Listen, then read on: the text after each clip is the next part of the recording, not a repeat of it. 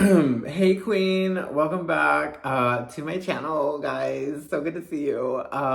Just before we start, I just bought this, so I don't know what that is, but today we're doing idiom number 10. It boils down to. This is actually a really hard idiom to explain, but I love hard things. I love a challenge, is what I mean. So I made 3 examples. So look at these 3 examples and try and figure out what this idiom means. Example 1. The problem boils down to his lack of discipline. Example 2.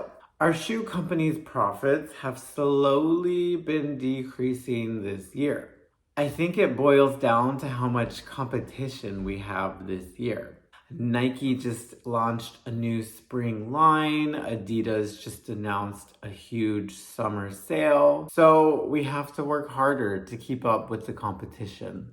And number 3, I have a group project for my history class, but we're having problems. I think our problems boil down to a lack of communication. So I come up with these examples naturally, and naturally, it's easier for me to explain this idiom if I have some type of problem. I'm using the idiom to try to explain the problem. What is the reason? What was the reason? What's the reason for the problem? What's the cause? What is the underlying issue? What's the root? I forgot to put cinematic mode on. Okay. Take 2. The Cambridge Dictionary, the best one, defines this idiom as to be the main or most important result of something, but I feel like that's incomplete. So, because I've used the word reason so much, I'm gonna add that. Or the most important reason or the cause of something, some problem. So here's my last situation I've created for you hoes.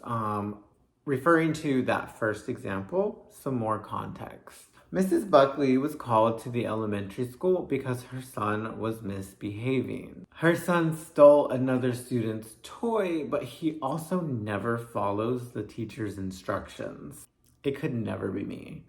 Mrs. Buckley never punishes her son, so the problem boils down to a lack of discipline. Got it? Now, before we go, where does this idiom come from? It's actually kind of cool, I guess. The literal meaning of this verb, when you boil something down, you are removing all the extra. You're breaking it down, whatever it is. Let's take meat, for example. If you boil meat down, then it gets softer and softer, so the meat falls off the bone. It comes apart. And so you get to the bone, the center. If you take a piece of cheese, I guess, and boil it down, it starts as this solid and then it just loosens and falls apart and becomes a liquid. It breaks down. So when we use this idiom, we're breaking down the meaning of something. We're removing all the extra. Girl, I ate that. No crumbs left. Okay, that's all. Thanks for stopping by, and I'll see you soon.